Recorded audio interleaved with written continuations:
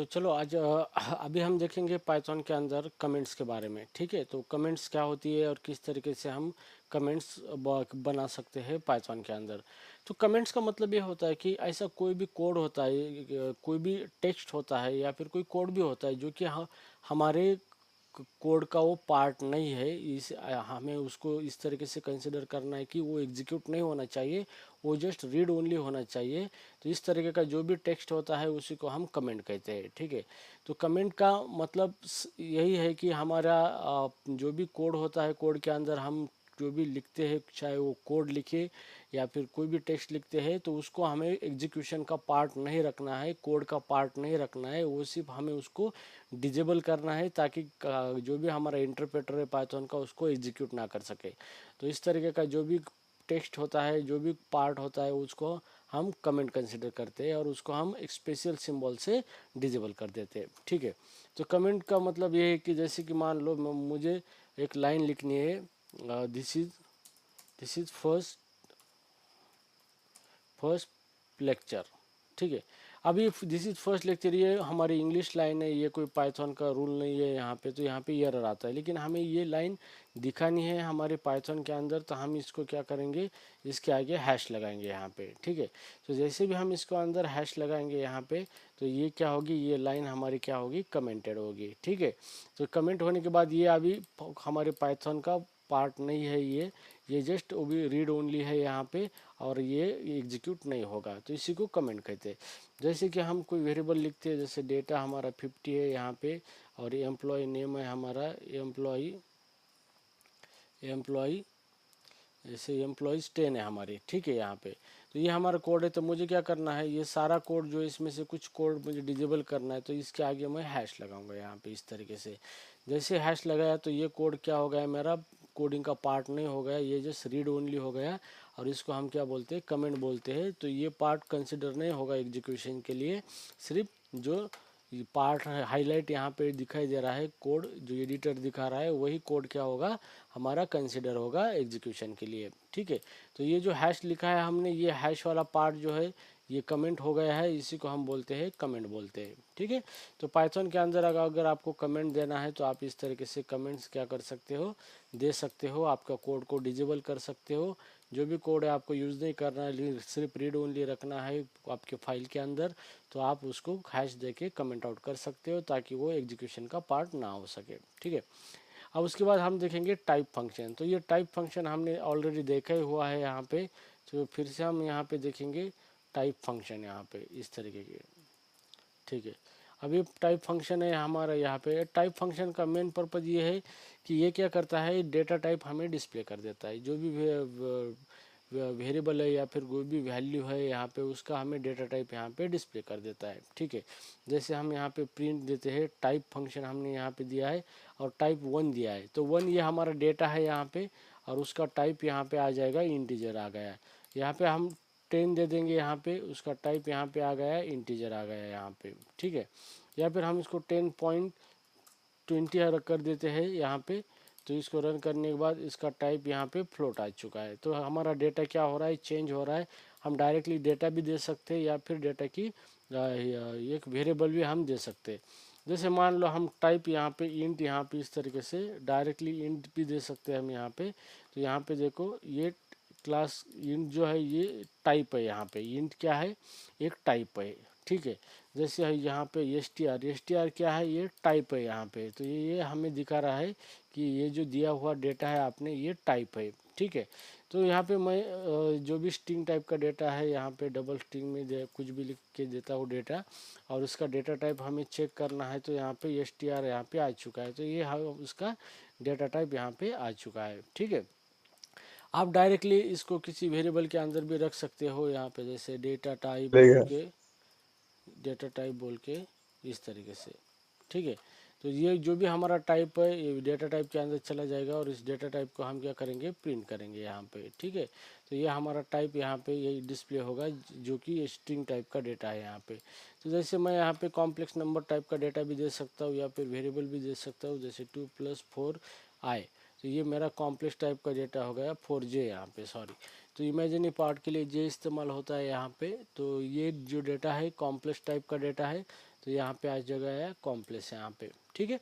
तो इस तरीके से आप टाइप फंक्शन का बेहतरीन इस्तेमाल कर सकते हो यहाँ पे। जैसे मैं यहाँ पे एक टाइप दे सकता हूँ कॉम्प्लेक्स, कॉम्प्लेक्स कॉम्प्लेक्स टाइप यहाँ पे मैंने दे दिया, ठीक है।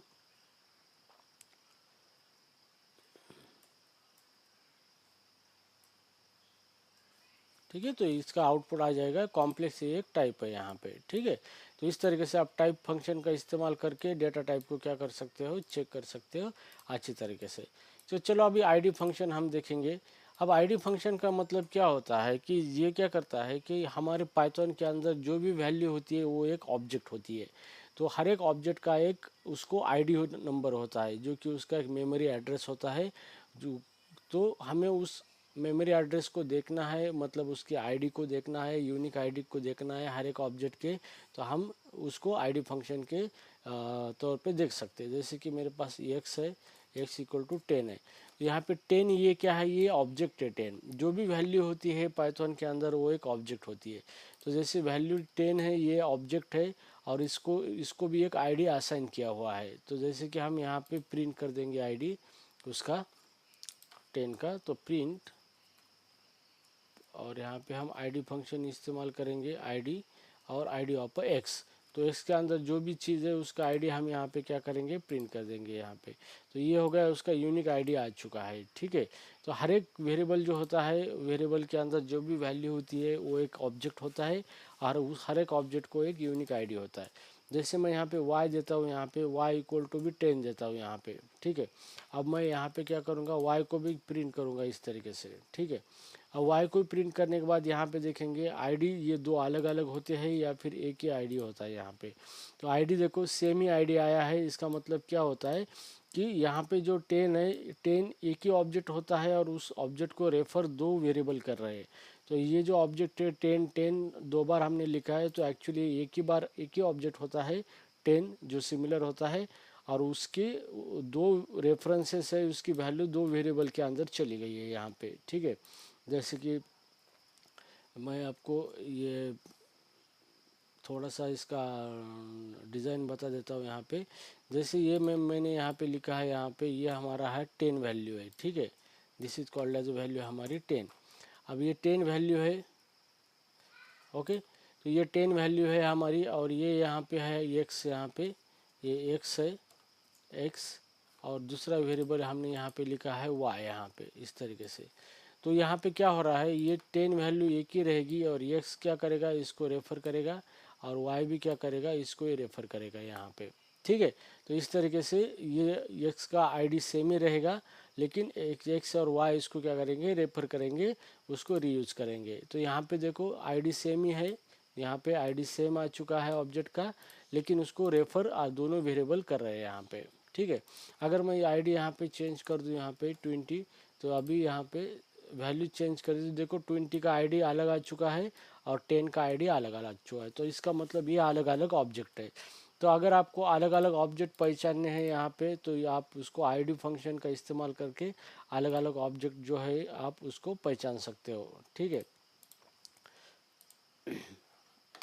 ओके, तो ये आईडी फंक्शन का इस्तेमाल करके आप क्या कर सकते हो, डायरेक्टली ऑब्जेक्ट का आईडी देख सकते हो क्या है, किस तरीके से है, ठीक है। अब उसके बाद यहाँ पे जो है इज इंस्टेंस वेरिएबल है, सॉरी फंक्शन है, इसके बारे में हम देखेंगे। अब ये जो फंक्शन है ये हमें चेक करता है कि कोई भी वेरिएबल है हमारे पास, जो भी वैल्यू है वो किसी टाइप की वैल्यू है या नहीं है, किसी टाइप से रिलेटेड है या नहीं है, ये चीज़ बताने के लिए इज इंस्टेंस हमें क्या करता है, चेक करने की फैसिलिटी देता है।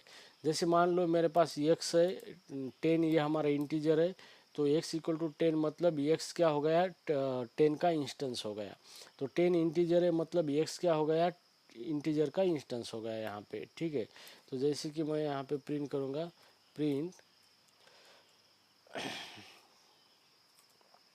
प्रिंट इज इंस्टेंस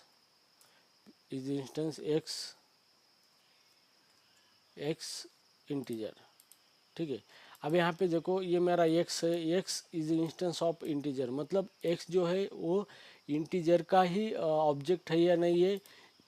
अगर एक्स इंटीजर का ऑब्जेक्ट है तो रिटर्न ट्रू आएगा, अदरवाइज रिटर्न फॉल्स आएगा। ठीक है, तो एक्स ये इंटीजर का ही ऑब्जेक्ट है, इसलिए यहाँ पे रिटर्न ट्रू आ जाएगा। तो इस तरीके से हम चेक कर सकते हैं, यहाँ पे रिटर्न ट्रू आ गया।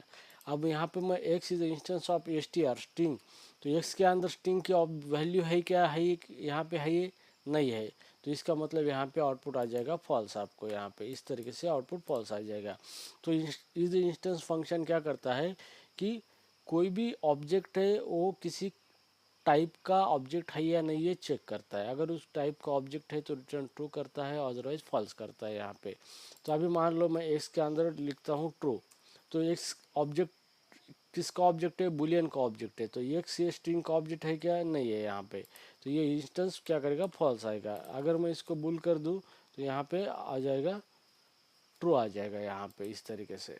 तो यहाँ पे देखो ट्रू आ चुका है। ठीक है, तो इस तरीके से आप क्या कर सकते हो, इस इंस्टेंस फंक्शन का इस्तेमाल करके भी क्या कर सकते हो, चेक कर सकते हो कि कोई भी ऑब्जेक्ट है तो वो ऑब्जेक्ट किसी टाइप का है या नहीं है, ये आप चेक कर सकते हो। ठीक है, तो ये था बेसिक पाइथन के बारे में। जैसे हमने देखा है कि वेरिएबल डिक्लेरेशन किस तरीके से किया जाता है, यहाँ पे रूल्स ऑफ वेरिएबल, यहाँ पे कांस्टेंट देखा है हमने, प्रिमिटिव डेटा टाइप देखे हैं पाइथन के अंदर, और उसके बाद मल्टी स्ट्रिंग देखे, कमेंट देखे, टाइप फंक्शन, आईडी फंक्शन देखा है, इंस्टेंस फंक्शन भी हमने क्या किया है पाइथन के अंदर देखा है यहाँ पे। ठीक है, तो कोई किसी को दिक्कत है इसके अंदर?